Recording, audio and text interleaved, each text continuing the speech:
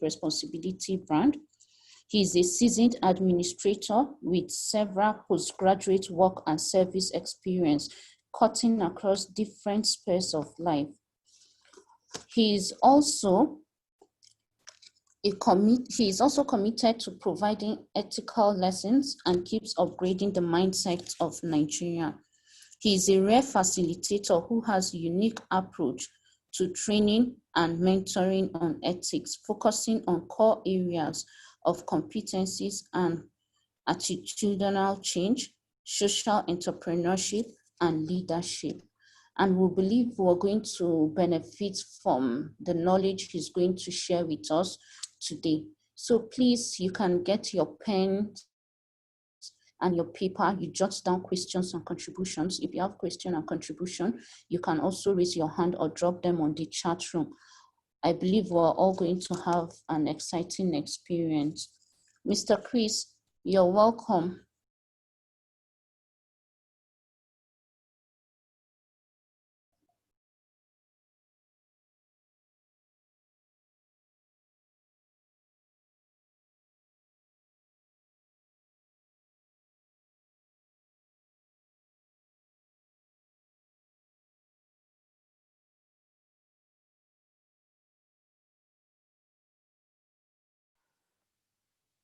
Good afternoon, all.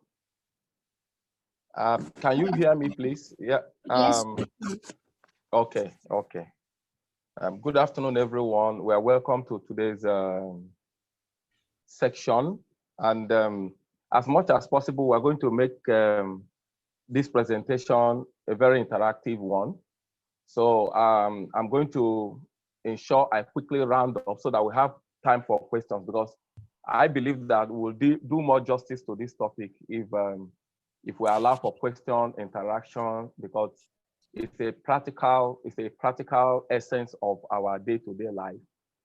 So I would love us to just be attentive, and in the next few minutes we will wrap up with the presentation. Then we can now go for questions and then make it more interactive so that we can get the best out of it. Like we said, today's section is going to be on negotiation principles. When you talk about negotiation, it's something that takes place between one person and the other. There is the reason for the negotiation is because there's something at stake. There's something to negotiate about. There's something that has to be asked. So it's, for me,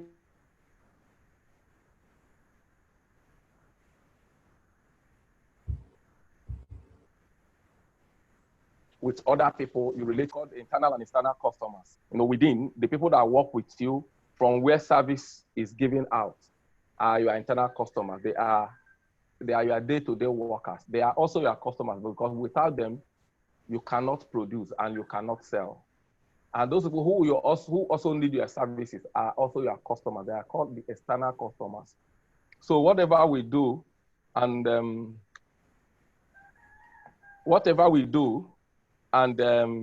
in every single decision we take in our business, it has to do with negotiation. Because as far as someone is involved, someone is to take directive, someone is to give directive.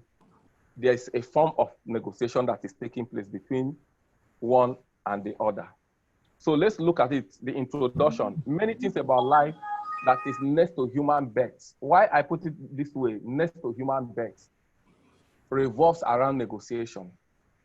Why I said next to human birth is that, for example, nobody negotiates where to be born or which country to be born. So you can't negotiate that. It's beyond you. But every other thing that takes place after that seems to involve one level of negotiation or the other. So the intricacies of negotiation are indispensable factors that make things to either succeed or fail. So these negotiation processes, the way we do it, the way we manage it, is what makes something succeed or fail. So dealing with issues and coming coming up with satisfactory and value-added outcome requires a deep sense of negotiation. For one to achieve anything in life or get things done, it requires a deep sense of negotiation. Why? Because the way the H is formed is that you don't stay alone. You don't live alone. There's nothing you want to do on the earth that you don't do with another person. So it requires that you have to negotiate your way in almost everything. So negotiation is not, again, negotiation is not a win or lose game. Like, it appears in our subconscious, because anytime we talk about negotiation, we just think about, okay, let's negotiate to win. Let's negotiate so that we get a better bargain. But in business, in general business, yes, it's good. Gain is good. It's good to bargain to have gain. But what is most important is that when you make gain and you keep making gain from the hard work of other people, very soon you may lose that business. Very soon you may lose that business, and it may. So why I say that negotiation is not a win or lose game is because it is not a competition where the winner takes it all. Because if it's just about competition where the winners take it all, then when you take all, the next day, the other person will look for who to win. So it keeps going on, and there will be no satisfaction and there will be no business. As far as there is no, collective satisfaction, be sure that you will lose that business. So when negotiation is properly executed, it makes everything to be normal. Normally, they say that it will make the transaction to be peaceful, it will make it to be friendly, and it will make it to be satisfactory. So that at the end of the day, we will have what we call a win-win situation. So now we want to look at what is this negotiation on, in a common man's language. According to an online definition, negotiation is a discussion aimed at reaching an agreement. So anytime there is a discussion that needs to bring about an agreement or a resolution, that should take place between one person and the other, then negotiation is required. Negotiation is a discussion aimed at reaching an agreement. It can also be a process that people adopt to settle differences. In case of differences, in case where we have different interests, people come together to negotiate so as to avoid argument or dispute, or to avoid dissatisfaction at the end of the day. So for whatever you want to do, even between a son and a father, there's negotiation. Even though between a husband and wife, there's always negotiation. Why? Because your interests sometimes may differ from other person's interests. But until you people negotiate and come to a certain conclusion, movement becomes very slow, and you may not be able to achieve success. Again, negotiation can be said to be a well thought out process that is aimed at achieving best possible outcome.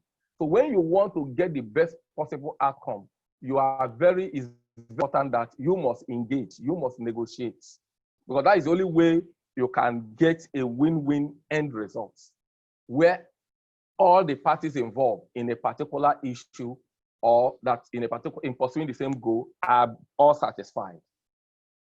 Now, what negotiation is not, like I said earlier, it is not a competition. Otherwise, it becomes one-sided. When negotiation becomes one-sided, when it's only one person, it's just like if you are doing business with somebody and only that person is the one who keep benefiting, who keep achieving, and you are not achieving, you will leave that business, because the essence why you are in business is to make profit.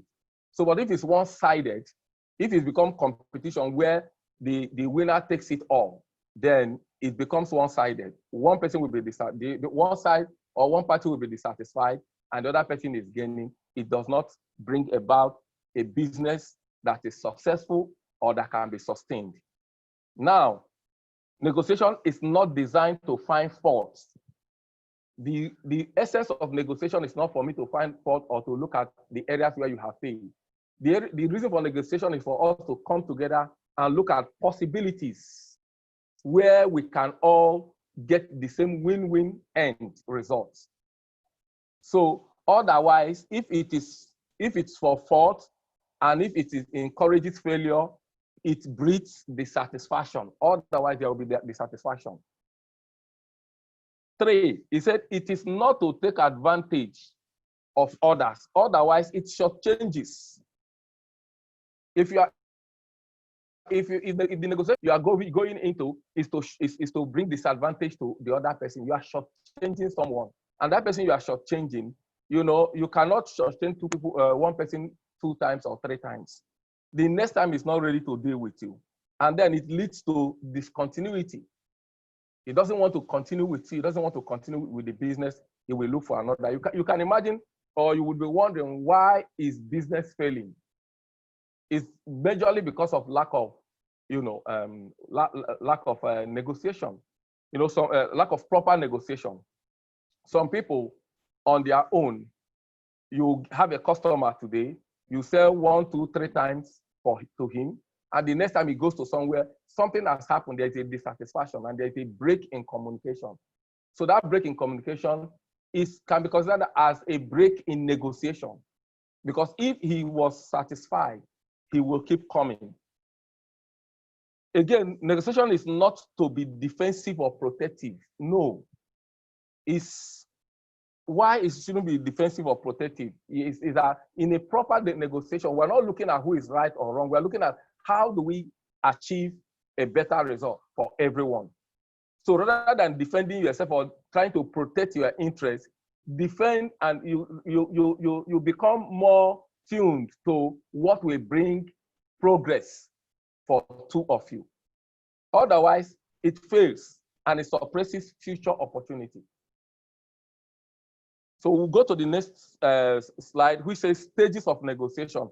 The stages, what do you look at to be able to bring about a proper or effective negotiation? 1, to achieve a favorable outcome in a negotiation will require the following procedures. 1 is to prepare. For any time there is need to negotiate, is to prepare. How do you prepare? Bring out the facts that you require. Bring out the facts. Note the facts for such negotiation. What is required for that negotiation to be effective? Bring them out. Then 2, this is something you do before you get to the place of negotiation. You bring those things out and then analyze it yourself, and then even have a conclusion. But as we go down, how other things will help you to come up with a conclusion as you prepare. Like I say, I will keep saying, if negotiation is all about you, then there's no need for other person to come in. If it's been satisfied that whatever you say goes, then there wouldn't have been any need for a negotiation or for another person to tell you what to do. Rather, you just do this is what I want to do, and the person will take it. But if there has to be negotiation, it means that you as a person need to also think about the other person. What is he thinking? What would he like? How can we come to a place where everybody will be okay? Then, having done that, having prepared, then we go to the place of discussion. Discuss facts that are on ground with the party involved. Look at the facts. You have your own facts. When you get there, when you get to the negotiation table, he comes with his own facts, and both of you can now look at it and then agree based on those facts. Then the third stage is the clarification of goals. Why are we negotiating? There's a reason for that negotiation. That's why people are sitting on the table to say, okay, how do we get to this point? So you clarify the goal. Where are we going? Why are we negotiating? Once people can come to that point, that possibly usually is for business and it's for us to achieve goal. So every other thing does not matter. What matters become what will make us achieve a particular goal. Then at that point, now that's when we go to the first stage, which says negotiate towards a win-win conclusion. So from this point, having understand the goal, so will you now negotiate based on what will make every party happy? It's not necessarily about you now. Then you ensure that interests of all parties are well protected. Then if you get to that point where the interests of every party are not protected. Then agreement becomes very simple. Then you cannot come up with a workable agreement. And then if the agreement is there, it becomes a blueprint for what? For implementation. Implementing the agreement based on implementing what people have agreed. Because it's only when it has become an agreement and you're able to implement it, that's when you can keep your integrity as a businessman, and that's when people can trust you again and again. So we're going to look at the factors that influences negotiation. For many entrepreneurs, negotiation is very important because it helps people to understand and manage relationship that will determine success in business. It helps you. If you understand this negotiation, the factors that influences it, and you are able to imbibe it, become it, it will help you in understanding and managing business relationship. So let's look at some of the factors. One is that for you to succeed in negotiating any particular issue, then you must be reasonable. You must be reasonable. Reasonability says issues in contention have to be sensibly and rationally negotiated by abiding with the following humane gestures. One is be patient with the other person to avoid costly mistakes. The only way you'll be patient is that if you are expectant that that person has something to show or something to say that will be useful in your negotiation. If not, you go there and you talk and talk and talk. Before you talk, even though he has something to say, you don't allow the person to air his view or her view. And at that point, you are losing a lot of what you would have understood that will help in the negotiation. So that is why you must be patient with the other people. Then again, be modest and learn not to, and learn not to be, learn to be considerate in all stages. Learn to understand what needs to be done in all stages. That okay, this is what we have discussed, and then after this we have to move to this, we have to move to that. You need to understand it, because if not, you may say the things you're supposed to say the things you're supposed to say at the end. You have already started with it in the beginning, and that will, totally reflect or destroy every single effort you wanted to make. Then again, he said, be sure when to say no, even in being considerate, even in being reasonable. He said, say it assertively, but avoid not to give up that business opportunity, but learn to know when to say no. No matter what it is, this thing cannot work. Because once you have agreed on anything and it has been agreed upon, every single thing, for you to maintain your integrity as an individual, you need to do it to the letter, the way it has been said. So that is why you need to be attentive. You need to listen to the other person so that you are sure you understand what he's saying, before you commit to it. Then again, we talked about accuracy. To ensure proper negotiation requires us to apply truth.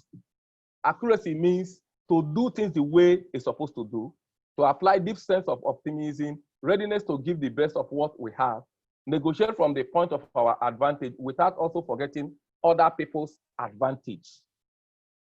But in all we do, we must not settle for a less satisfying result. Then the next factor is proper positioning. Proper positioning. Proper position. How do you position yourself? One is that you have to be visionary. This negotiation I'm entering into today, where will it take me? Where are we going with it? Then you understand the reason why you are going into it. Then if you have these two things, you have the vision, you understand, where it's going, and then you understand the purpose that it will serve you and will serve the other person, then you will become very courageous and determined to succeed. So it becomes a win-win. You see it, it flows. You will not see the other person as though it's a different person. You are seeing the person like yourself because two of you are going the same direction, two of you are achieving the same purpose. Then another factor is that we must show empathy. We must show empathy. We must put ourselves in other people's position. When you are negotiating, you think beyond yourself. If I were this person and somebody is giving me these conditions, during a negotiation, will I take it? So you show empathy, and also you help the person. You look at the person, okay, from the person's perspective. If I were to be in his shoe, what will I do? Because that will help you. That's the only way you can be fair during a negotiation. Again, always be ready to help the other party solve his or her problem. You are negotiating, and this person has some other challenges that may affect the business, or they might affect any agreement reached. It's important that you look at it and see how you can help him. Because once that his personal problem is solved, is going to go a long way to help you both achieve the result that is required. So this is the way to build trust.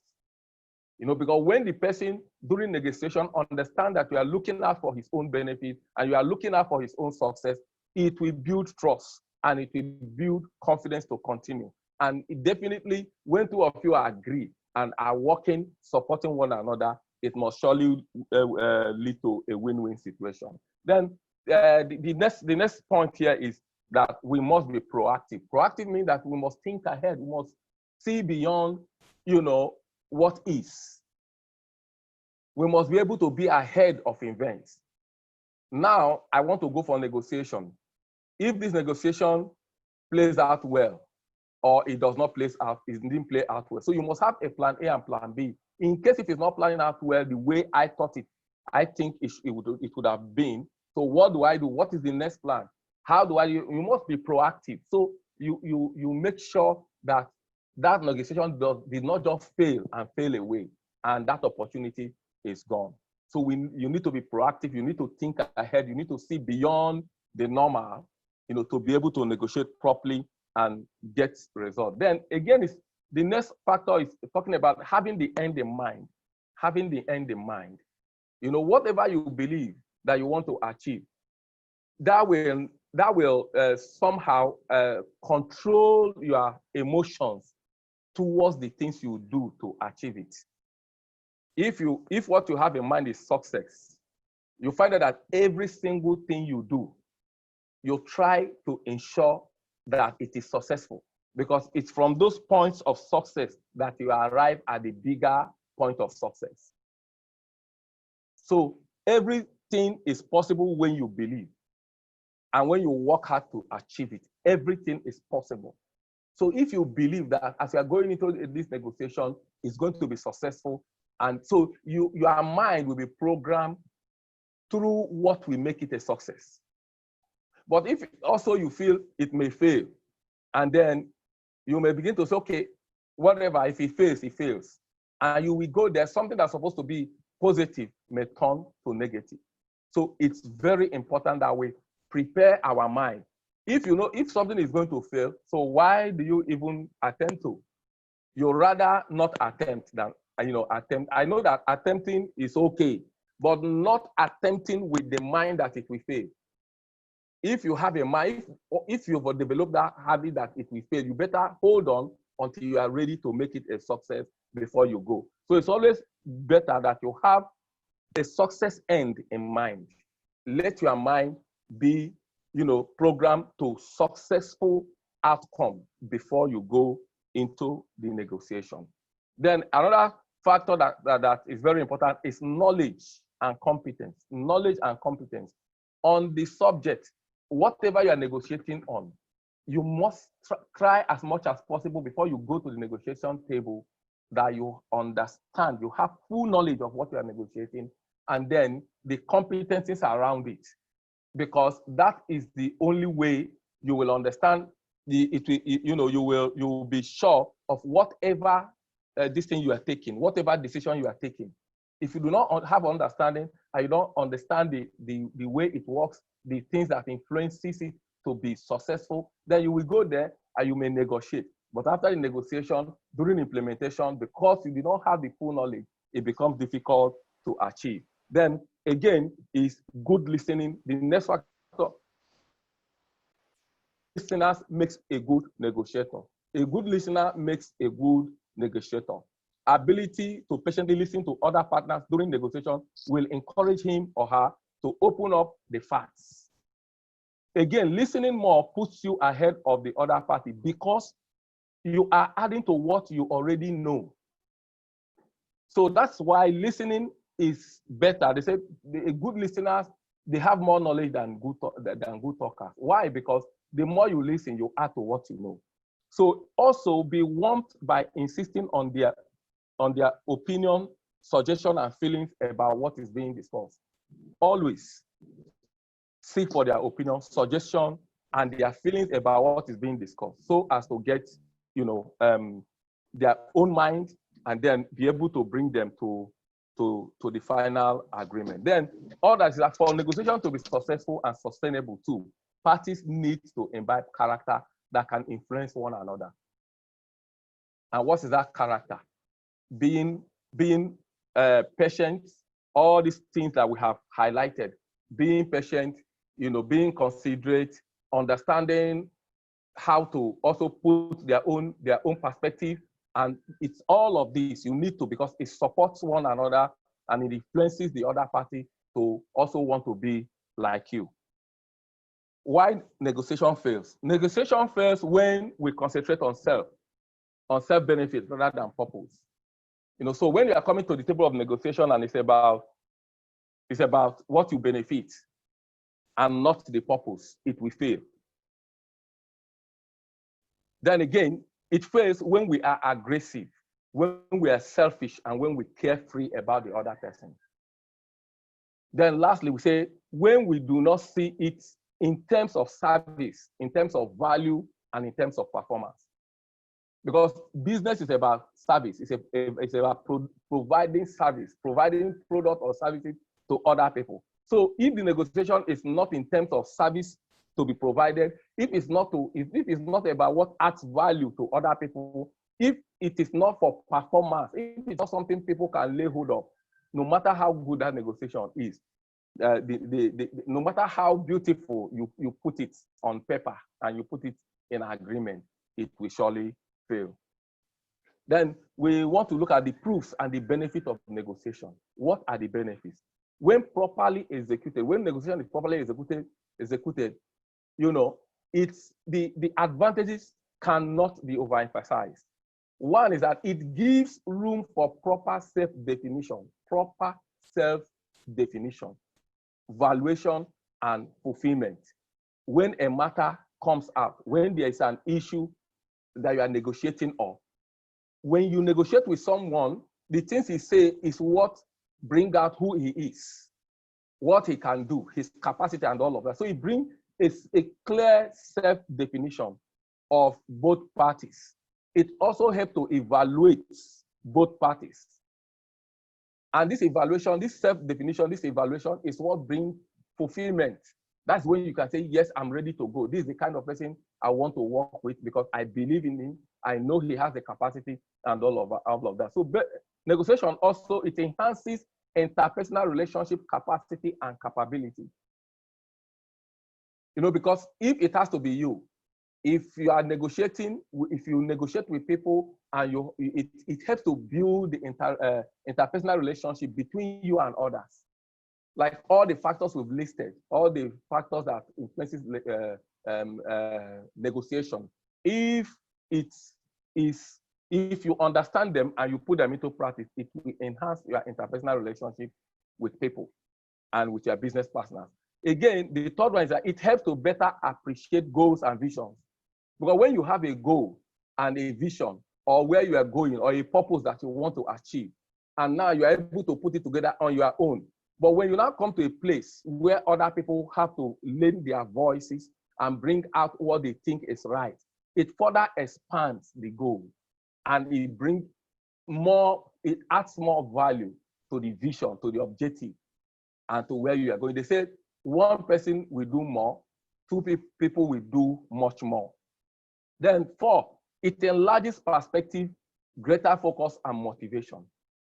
You know, a road you are working on, if you are 2, if you are 3, if you are 4, it becomes more easier for you because it becomes more interactive. Where you could have problem, another person can add up. So, you know, negotiation helps to broaden the horizon and bring out the best out of what is. Then it enhances performance following a mutually agreed relationship.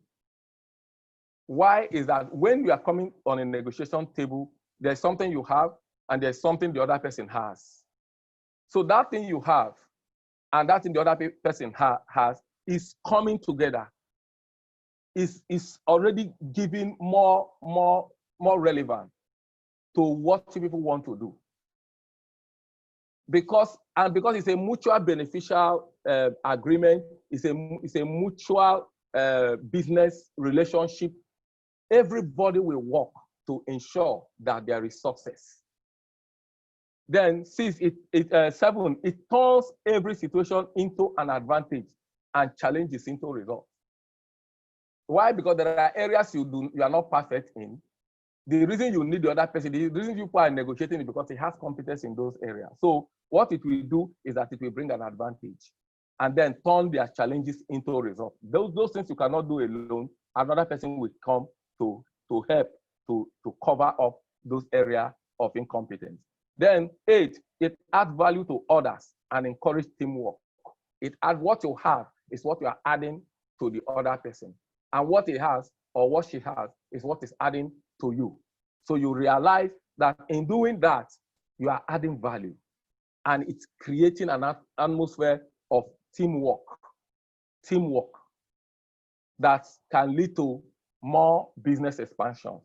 Then this 9th one is that it helps to demonstrate self-control in the sense that you will just suddenly you realize it's not about me, it's about other people too.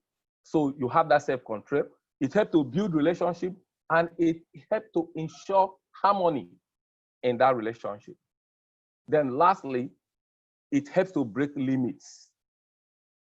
The things you can do, the limits you can go, because someone else there, it takes you to a higher limit. Then it creates positive change and ideas in every process and also bring about meaningful impact. So my final thought on this is that anything we choose to do is worth doing well. Therefore, for any negotiation to succeed, it requires more of what we can do than what we expect from other persons. We must always try to lead the way.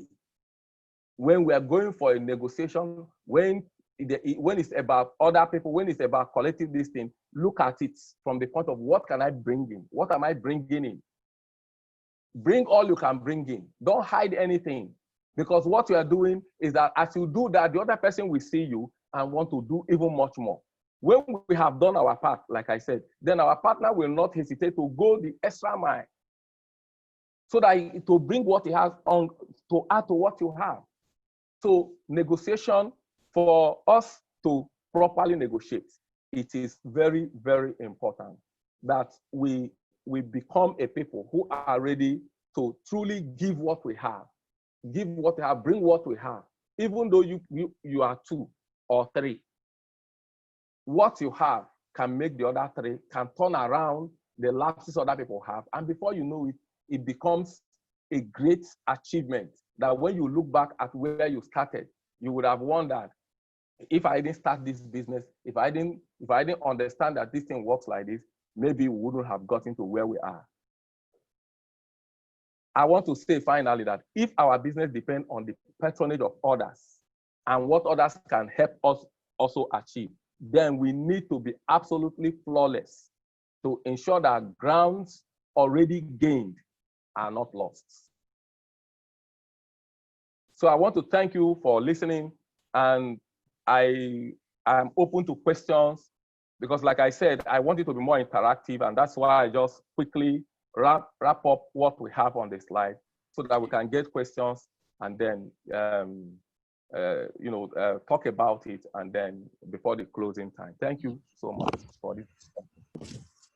Thank you very much, Mr. Chris, for a wonderful presentation. Thank you for sharing with us part of your knowledge. Like the facilitator has said, please, if we have questions and contributions, let's do well to drop it or raise your hand so that you can be unmuted to ask your questions and also contribute. It's an interactive class, so please, let's try to ask questions and contribute. Thank you.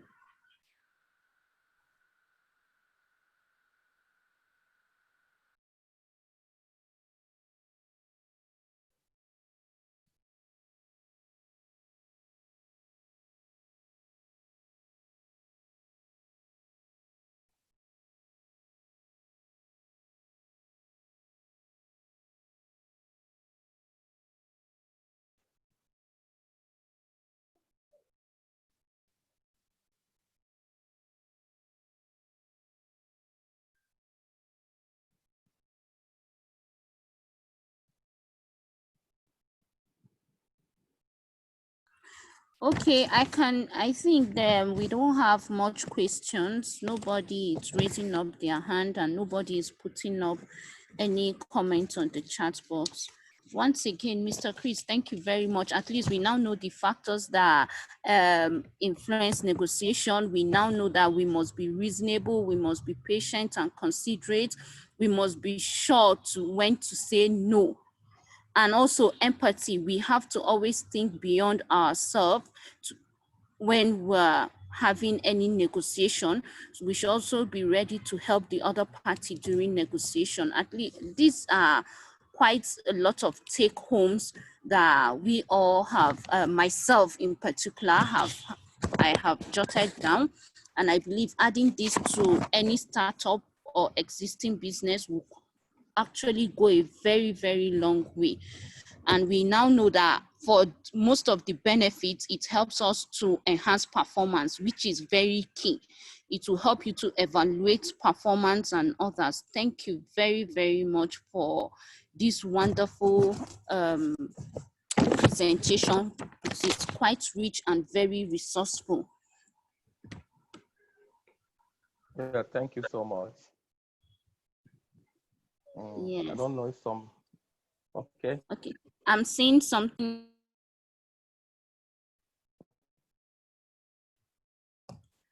Okay.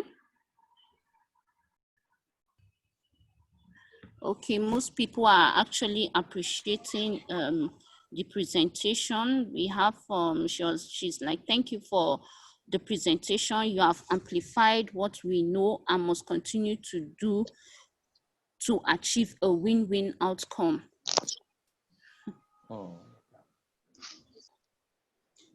So thank you very much, Mr. Chris. Thank you very much also participants for creating out time to join us in this webinar. We'll be having another class on Friday, which is on entrepreneurship training, which is on setting prices, the right attitude to setting prices. Please, we would like you all to also join us for the webinar. It's just a talk. We want to share our views. We have other people's views and opinion come together. It's going to be quite an interactive class. We also have another training on the Smedan Enterprise Development Training for those startup businesses and SMEs, which gives access to loan also. It's in collaboration with Smedan. So please, you can also do well. It's a virtual class. It's going to be a virtual class. The fee is 8,000 Naira for the virtual class.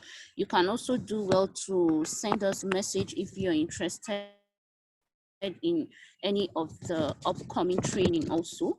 And if you need certificates for this webinar, you can also please send us a mail so you can get certificates for this webinar and any other webinar you've attended. Thank you very much for creating our time. Let's all keep staying safe.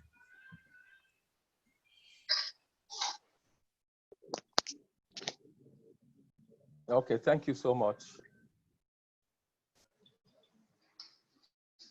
Thank you. In the absence of